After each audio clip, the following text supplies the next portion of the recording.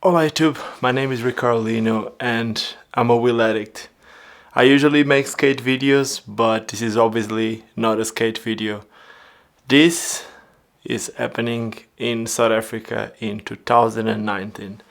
Let me just try to get my lights because I'm lucky enough to have electricity at this time of the day. I'm still using my phone here. Let me just put the lights on. It has the power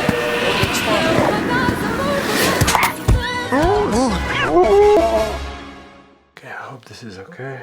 I just switch this off.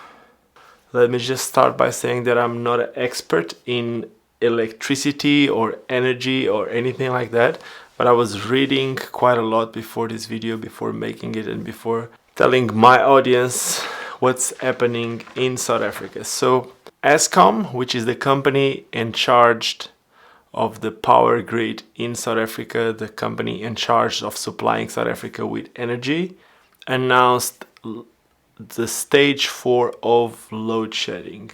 What is load shedding? Load shedding is when you get electricity cuts. Basically, at the moment, with stage 4 load shedding, we've been getting about 7.5 hours without electricity per day. It is divided in 3 parts. Basically, I'm going to give you the example of what happened yesterday. Yesterday, I didn't add energy between 10 and 12:30. Then I didn't add energy from 6 to 8 p.m. And then we also didn't add electricity, from in the evening from 12 to 2:30 in the morning. Most of these cuts took a little bit longer than the 2.5 hours that were supposed to, and the way that you know that you're going to load shed is by an app. There's an app that you can have on your phone, and on that app you'll see in your area when they're going to make the electricity cuts. Why do we need to load shed in South Africa? Okay, at the moment, more than 50% of the power units in South Africa are offline. They are not in a stage of repair, and they will not be repaired for the next 5 years. We do supply energy for the South Africa power pool. At the moment, South Africa is supplying energy to Namibia, Botswana, Lesotho, Zambia, Zimbabwe, Mozambique, and Swaziland. These countries, they are in a process of starting to produce to also put energy into this grid, to the South Africa power pool grid, but it's going to take at least 2 more years. Now, what's happening is, about a week ago, there was a huge typhoon that passed through Mozambique. There's a lot of people affected in Mozambique. And since more than 2 decades, Mozambique has been injecting a little bit of energy due to this really old line. Mozambique used to supply about 2% of the energy in the South Africa power grid. But with more than 50% of the power units down, they don't supply 2% anymore. They were supplying about 5%. When we don't have energy for the rest of the country, those 5% make a huge difference. And that's what's been happening, especially in the last week. And that's one of the main reasons why we went from stage 2 or 3 to now stage 4 of load shedding. What are the dangers that we are getting with this load shedding? There's quite a few, and people are outside, people are on the road, people drive. And when you drive, especially in South Africa, the way that the roads are made, you depend a lot on the traffic lights. People call it robots here, but you depend a lot on those. And those are usually down when there's load shedding. Then you also don't have phone service. Internet is down most of the times. And obviously there's no light. If you put these last two together, no phone service and no lights, you can imagine that South Africa is already not the safest country. So your safety is also put in risk when there's no phone service, or obviously the lights are down. And then there's obviously also the risk of fire. People are using a lot more candles. And not just that, but when you're using electric equipment which is consistently going on and off, sometimes there's incidents that happen with that. And over the last week, I would say there's been a lot more incidents with fire.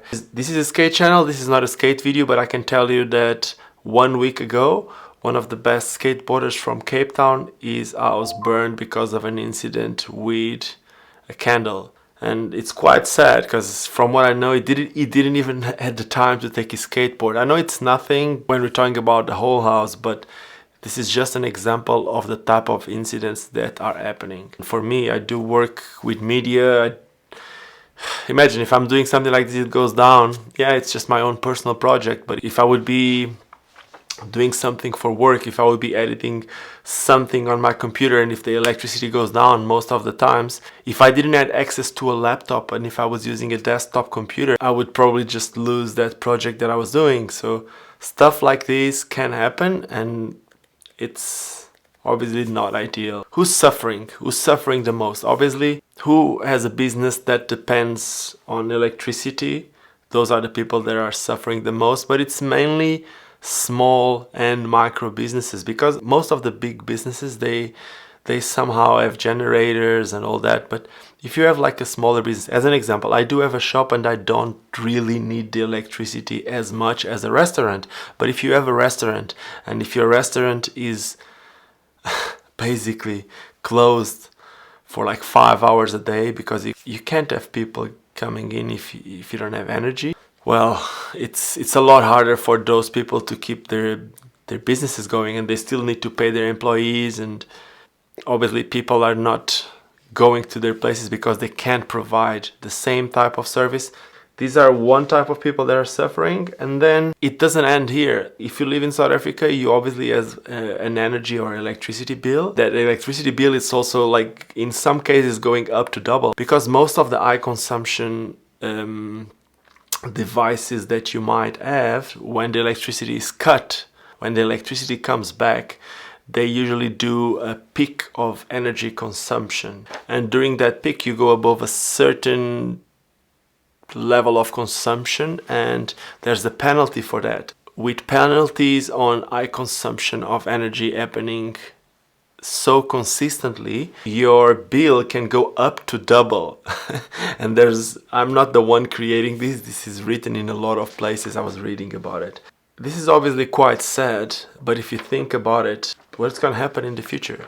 I don't really know. I do know that for the next 2 years, the other countries that we are supplying energy won't be able to put energy into the grid as we all need, because they're still building their own ways. I do know that after stage 3 of load shedding, Eskom has said that they can actually cut the electricity to the pumps that supply water to Gauteng, which is Johannesburg. This means that if last year it was a problem to be without water because of the rain, this year because of not having electricity, because Eskom needs to cut the electricity to the pumps that supply water to the cities. And the reason why they need to do that is to protect the integrity of the power grid. Because if they don't do that, we might get into a blackout, and that would be, well, I don't even want to think what that would be. Because if being 7 hours and 30 minutes without energy, it's already